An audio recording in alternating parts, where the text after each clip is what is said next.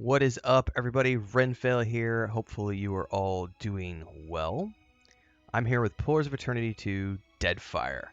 Now, Avowed is coming out later this year, and I said that I was going to eventually start working on a Deadfire playthrough ahead of Avowed. I've already done this game twice before on the PC. Right now I have it loaded up on the Xbox Series X via Game Pass.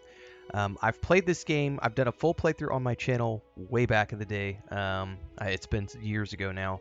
And I just recently played my third playthrough of the first game last year. So it's time for me to do a third playthrough of this game to fully immerse myself back into the world of Eora and get prepped for Avowed coming out later this year. Now, if you've never played this game, somebody asked a question the other day. Do you need to have played the first game to be able to play this game? The answer to that is no, although playing the first game gives you insight into a lot of the races, classes, and politics of this game. But they do give you a bit of a background story in the prologue section of this when you're going through character creation and everything else. So even if you haven't played the first game, you will at least get up to speed enough, kind of like the way they did Mass Effect at the intros, where they give you a little bit of backstory depending on some things with your character selection and backgrounds and stuff, and that kind of gets you up to speed with what came before.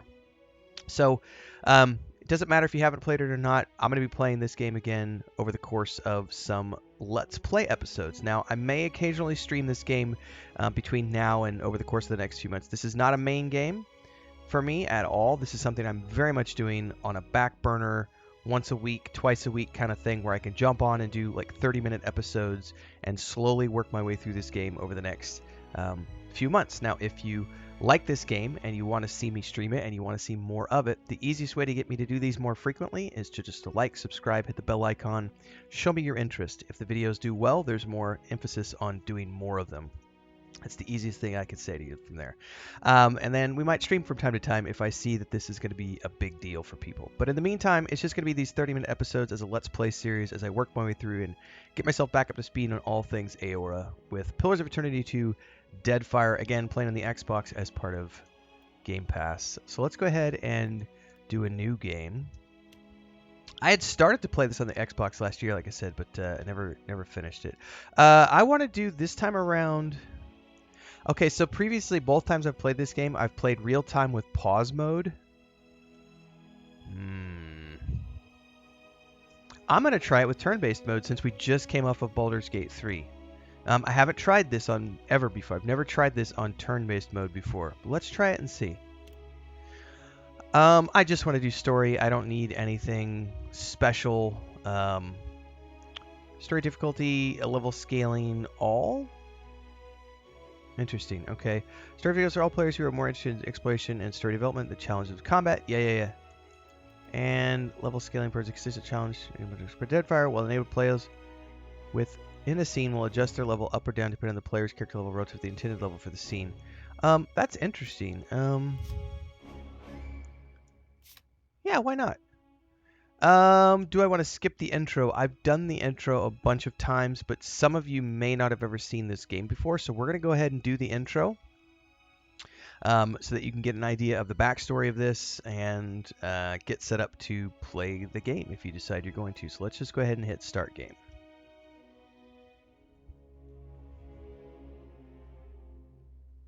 Obsidian Entertainment presents Pillars of Eternity 2 Deadfire. That'll be the thumbnail, right? Oh, this is such a good game, guys. Ship-based combat. Eora. A world where mortals live, die, and are reborn through the turning of the wheel. The cycle of reincarnation watched over by the gods and made possible through pillars of a mystical substance known as Audra. 5 years ago, you traveled from your home to the Deerwood. This is the background. A nation that had waged war against the incarnated god of light, Aethys, resulting in his destruction. The country suffered from a plague of hollowborn, infants born without souls, that many believed was punishment for killing a god. In an ancient, secluded ruin, you witnessed a secret ritual that inadvertently transformed you into a watcher. One who can see and speak with souls. The ritual also gave you horrible visions, waking nightmares of a past life that threatened your sanity. To put them to rest, you pursued the man who had led the ritual, a seemingly immortal agent of the gods, known as Theos Ix Arcanon. With divine assistance, you confronted and defeated Theos, ending your visions and resolving the Hollowborn crisis. Here's the secret. In so doing, you also learned the great secret that Theos had protected. That the ancient empire of Anguith had transformed themselves into gods. Your visions finally put to rest, you retired to the castle of Cadnua, built atop a massive statue of pure Audra, And the dungeon where beneath you it. ruled in relative peace and prosperity.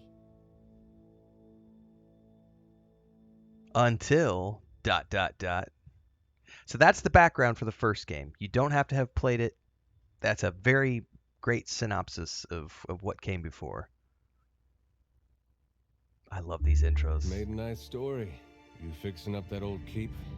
Lifting the curse? Must have told it 100 times. But something got to gnawing at me. Thinking the spirits there weren't really at rest. That maybe the gods weren't finished with us.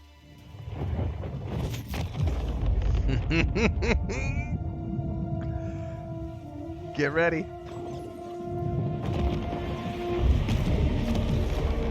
I used to dream that when my god came back, he would forgive us.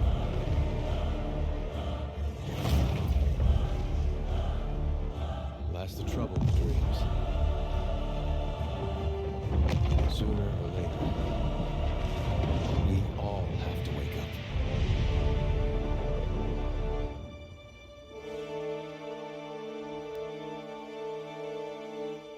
So that statue they just mentioned that was underneath your keep, yeah, it came to life.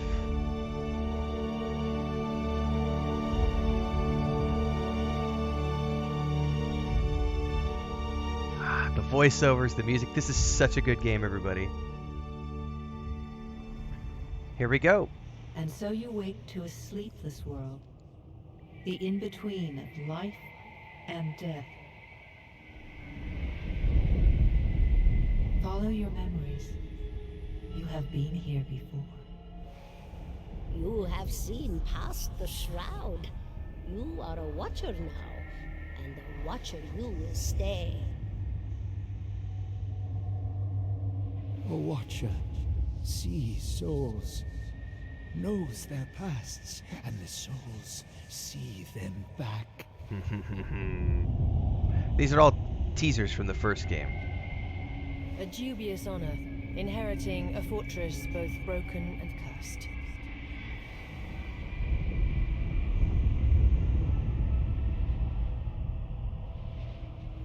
What is a god?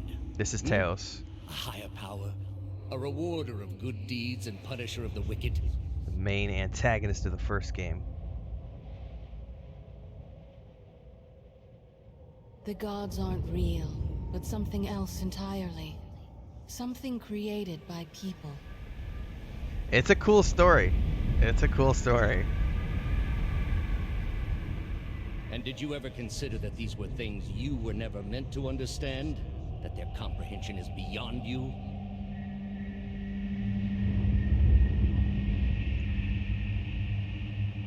Let the world see. Let them decide what to do. Expose them. Gods aren't really gods. I mean, they're just... The wheel has turned again, Watcher. Come. They're just people who use technology to transform themselves from this mortal plane to the next. It's a cool story, man. Animancy. Soul An magic. ancient dwarf shares this strange floating platform with you. His face is creased by so many wrinkles that his features lie buried amid shadowy pockets of skin. Still, the dwarf's well-practiced habits have left telltale tracks of a welcoming rictus across his visage.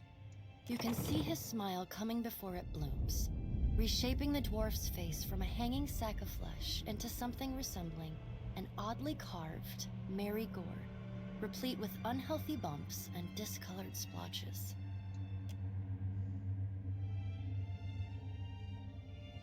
The creases of the dwarf's face tighten into a smile as he gives you a courteous nod. Here we go, on to the next room.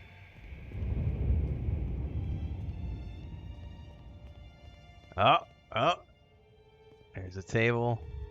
Sit, please.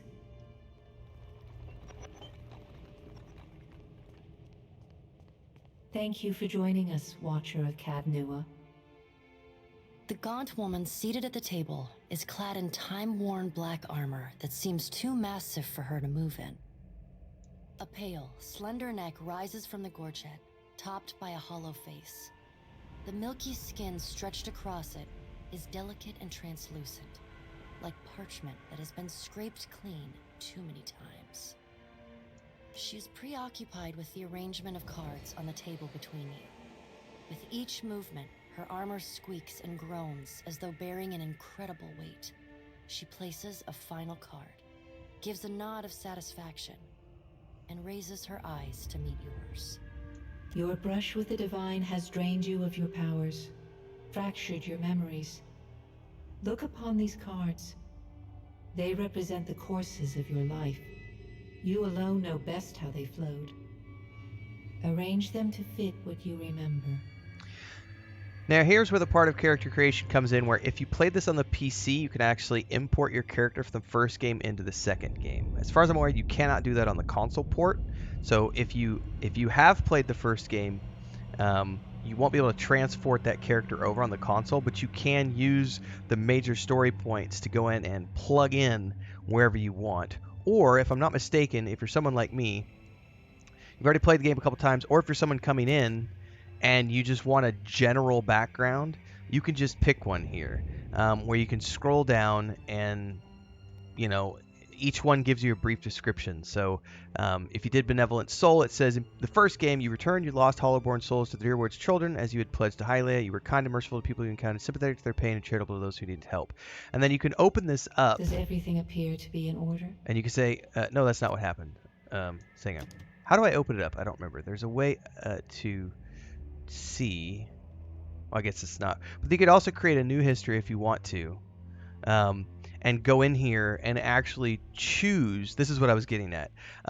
If you wanted to go in here and choose one of these, you could then answer story beats from the first game that you did that were unique to your first playthrough, and you could customize it here. But I'm going to skip this and say, yes, I'm sure I want to skip out of that. Let's see here. You returned the lost Hollowborn to the wheel as you pledged to Bareth. That's the god of death. Strength of the Dearwood. I'm pretty sure I went with fair and balanced on my last playthrough. Let's go Benevolent Soul. Let's just say that I went Benevolent Soul with my last playthrough. Does everything appear to be in order? Sure, why not? Good. Welcome to the Beyond. I am Bareth. One half, anyway. She points a finger in the direction of the dwarf who led you here. Though the movement is slight, her gauntlet squeaks like a rusty hinge. The dwarf's rictus returns as he nods in the woman's direction. Tell me, do you remember when we last met? I'm going to say yes, in the Halls of Stars. Or you can say I don't remember. So if you didn't play the first game, you could say I don't remember, or you could remain silent. Let's do remain silent. You chose to pledge your services to other gods. Still, a pledge unmade stands fairer in this court than a pledge broken. She places a card in the middle of the arrangement. A bell tower with no bell. Her fingertips slowly drag away from the card, faintly creaking as they retreat across the table. You had need of the gods once before. Now it seems we have need of you. The being that occupied Odnua's statue beneath your castle was the dead god, Aothus. Of this we are certain. What we do not know is what his intentions are. Though Aothus stole a large fragment of your soul, you were strong enough to survive the onslaught and enter the in-between. You and he are still connected. He has chosen a body made of living Audra, perfused with the power of thousands of souls, including yours. It should be little difficulty for an experienced watcher to find him. So why don't you just do it yourself? Taking a physical form in Eora is fraught with peril. Most mortal minds and bodies are incapable of containing divine power. It can lead to problems, as Aothus learned not long ago. Her armored hand gingerly places a card sideways on the table. It features a man with a burst of light instead of a head. I'm just going to go with the easy option here because I've played through all this before and I've seen all this before and I kind of remember the general story. If you're new, I would highly suggest you just go through all these dialogue options because there's some amazing information here. So let's just get on with it. Good. Before you return to Eora as my herald, and this is where we do character creation. Remember who you were, the last whisper of life in death. For a moment, the sockets of her eyes darken, leaving the pits of a death's head gazing out at you. When you can picture your own face, the Beyond will lead you back to your own kind, to the world of mortals. All right, so this is where, you know, you could import a character or start from scratch. So we're going to be starting from scratch because I want to make a brand new druid. So we're going to go male. Something to keep in mind about this game, the stats that you start off with are the only stats you get. You can't improve your stats over time in this game. So it's very crucial that you spend the time that you need in character creation to get all the stats you want, because those are the ones you're stuck with. I know that I want to be a druid. It's been a while since I played. I don't remember. Is intellect the one that governs the will defense and durations and areas effects and logic, reasoning, and deductions? Yes. Let's see here. I've got might, constitution, dexterity, resolve, intellect. I'm pretty sure it's intellect, right? Will and deflection, determination, intellect. I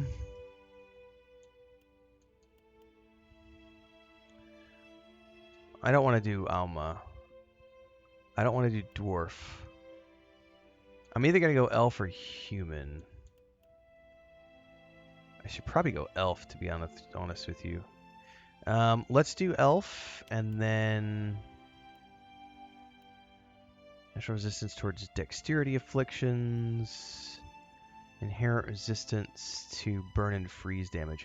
It is unclear how long ago the Pale Elves, Glenfellan, came to the southern polar regions of the world, but they have lived there for at least 12,000 years based on their continuous contact with Omoa traders. They are one of the most stationary ethnic groups in the known world, migrating through the polar region but seldom venturing far north. They are rare in the northern lands. I think we'll just go with Wood Elf.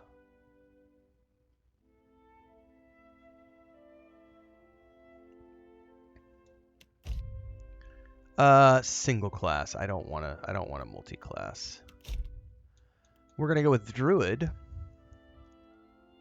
You can preview the ability tree here if you want to. I'm good. Druid. Now you get to choose a subclass for your Druid, and here's where I don't know what I want to do quite yet. So we need to take our time here.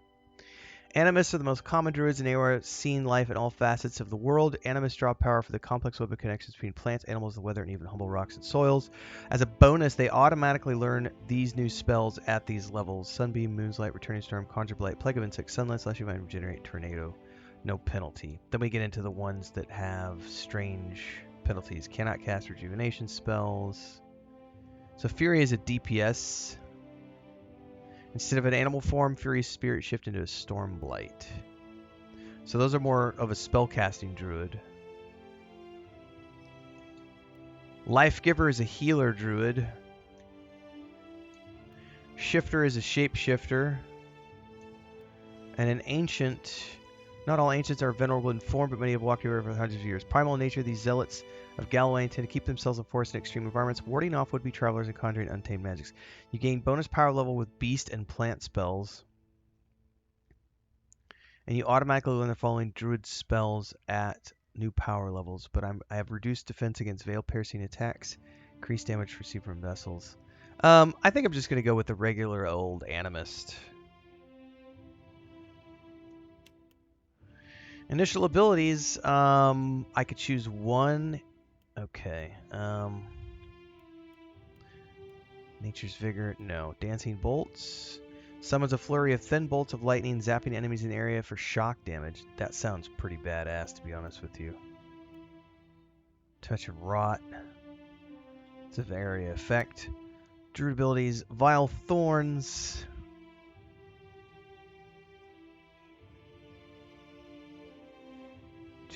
.5 by, it's a cone. That's a radius.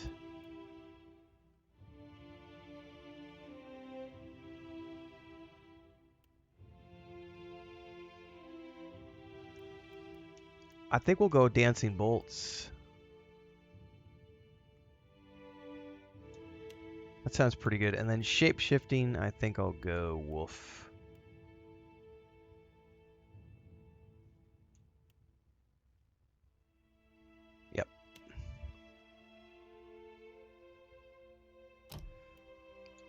Alright, here's where I don't remember where I want to put. I think it's all intellect and resolve mostly.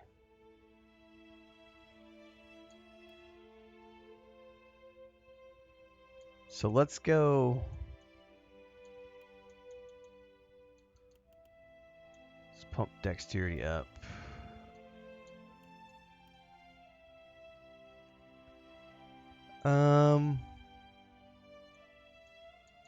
Let's take one of these to 16.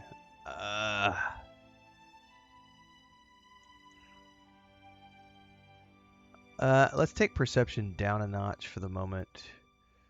Put that in resolve, maybe. Let's see here.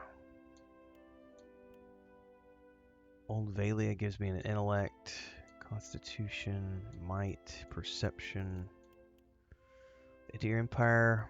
I don't know where I want to come from. Human and elven populace. I could be resolve. That's gonna give me 16 resolve. I could deal with those stats. Ooh, what was my job?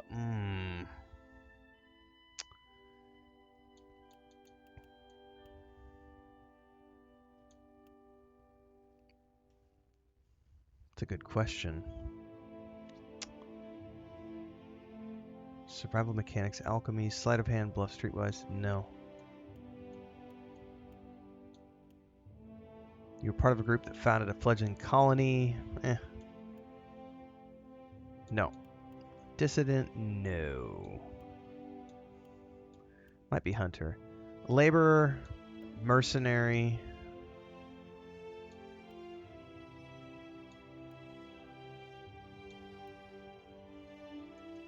I think we'll go with hunter.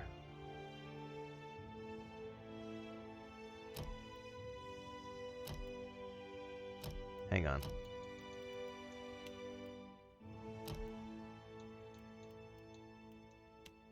Okay. I don't remember this being that big of a deal because it's just for the attack types that you can get. It doesn't mean that you can't use the weapons.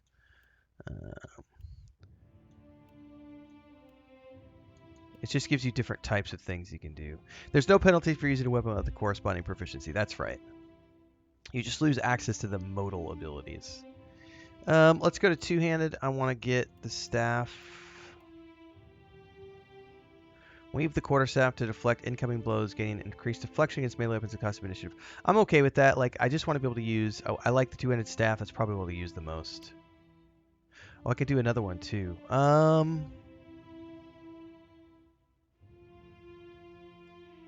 Let's do a bow. We'll do a hunting bow. Yeah, we'll do a hunting bow. All right. I'm okay with that portrait, to be honest with you. I'm okay with all of these. I don't need to change anything. Quick commercial break, everyone, to celebrate and give thanks to all of these amazing people who keep me on the air full time. Really appreciate the support. All you got to do is join as a member. You get access to private videos. You can also do super thanks on any upload or super chats and stickers on any live stream or premiere you see. And beyond that, don't forget we're multi-streaming over on Twitch now, so you can support over there as well. Thanks so much to everybody. Let's get back to the video at hand. I'm okay with that. Voice. Finish them. By the way, look at all the Vox Machina. The entire Critical Role cast is here doing voices if you want them. That's awesome. Out of my way! Shall we begin? Oh, what a lovely dinner. Lightning! Once more into the breach. Another for the Queen. I am your eyes and ears. Yes? You seriously want me to lead? Oh, this... That might be the choice. Let us end this. Silence around me. I'll teach you a lesson. I'll take a peek. Steady does it. Stoic might be too deep. Huh? Follow me. What about kind? Stand together. That's a little too much. Somehow it always ends in bloodshed. Slow and steady. What's our plan? I will do my utmost to keep you all from... No, I like Vaxildan's voice. Let's get started. Pose. I forgot all about this. Heroic, hunched, roguish, sassy, stoic. I think I'll just go with average. I don't mind that right there. Oh, we got to give it a name.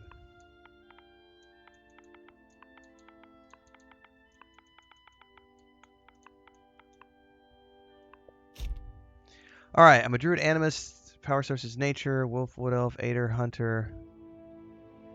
Plus 14, constitution 10, dexterity 12, perception 10, intellect 16, resolve 16. Quarterstaff, hunting bow, dancing bolt, shifting wolf, animus, sunbeam. All right, I'm pretty happy with that for starting stats and everything. Go forth now, Watcher, as my herald. Know that I do not give you this title lightly. When the time comes, you will have the power to reveal the souls that cling to you, to open the gateway from the in-between to the waking world.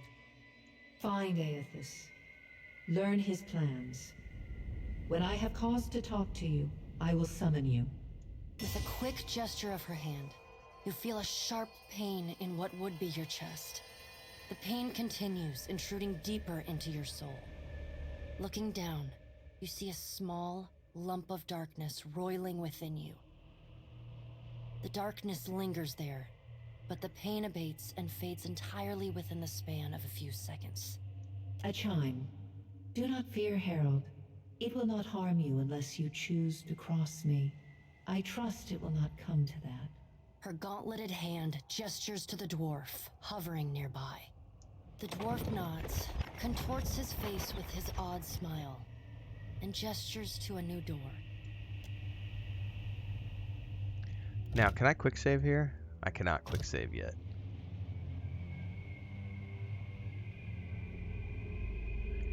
Alright, so we have now gone through the character creation process, the initial backgrounds, and from here we're making our way to the waking world, which is when we find out exactly what's been going on. So get ready, because the adventure's about to start for real. That's the condensed version, by the way. We're 30 minutes in, and that was the short version of character creation. If you really want to dive into all the conversation options and really dive into all the character creation stuff, you can. I kind of already knew what I wanted to do, so we're pretty good. All right. Goosebumps rise in Adair's arms at your approach, but he seems unaware of your presence. Hang on, can we interact with the head here? You sense the steward's spirit, but she's unaware of you. Alright, time to click on my body.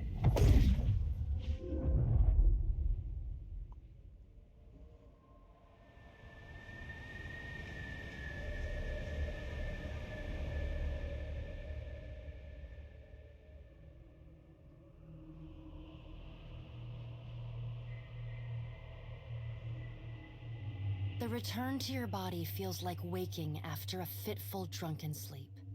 The rocking of the ship sends pain jolting through your limbs. Crashing waves hammer inside your skull. Adair watches over your body with a glazed look, taking long, even tokes from his pipe. At the first movement of your chest, he starts. His gasp, mid-puff, sends him coughing and straining for breath. Surprise! No, there's no way. You're awake. What are you doing awake? How are you feeling? I'm weak, but I'm sure it'll pass. Sure. You've been out a long time. I hate to cast a pall over your recovery, but I'm afraid I have some bad news for you. So this is the bust talking to me. The voice echoes from inside. Oh, it tells you. Okay. The remains of the steward of Cad Nua. Cad Nua has been destroyed. Aethus possessed the statue of Maros Nua and rose from the ground, consuming the souls of all nearby. It is only by the exceptional strength of your soul that you survived. And even then, just barely. The further Aethus withdrew, the weaker you became. We chartered this ship and followed him to the Deadfire archipelago. I know not how, but it seems he has retained a piece of your soul, and proximity to it has brought you back. Misfortunes brewing topside, we... Migrants fires the captain stirs. An older man with ale-sour breath rubs his bloodshot eyes and stares at you. Engrim, the smell of drink on your breath could wake the very dead. Now what's this about? Pirates. They're demanding Pirates! parley with you, Captain. I know this is asking a lot, but you better arm yourself and get on deck. Should be some gear in there. He indicates a nearby wardrobe. Well, that would be the first place we save. And we're going to start a new save file right here. We'll just call it Y. I don't care what the name is. And we're saved. Because here's the thing. That's the end of the first episode. I gotta leave you wanting more. I gotta leave you with something to come back for. So we're gonna get going on this ship. We're gonna deal with the pirate threat in the next episode. So if you want to see more Deadfire and you're excited for this, like, subscribe, hit the bell icon so you never miss an update. If this gets super popular and we see lots of views, I might live stream from time to time as we continue to play this over the next few months. But this is very much a back burner game for me, something I'm doing, you know, in between all the other things, just to refamiliarize myself with Eora ahead of the launch of Avowed later this fall or winter, whenever they decide to release an announcement for the release date. It's gonna be good. Anyway, everybody, daily streams here and on Twitch. Don't forget to check out the Discord. Links to the playlist and everything else are down below. I'll see you all in the next episode. Until then, stay safe. Happy gaming.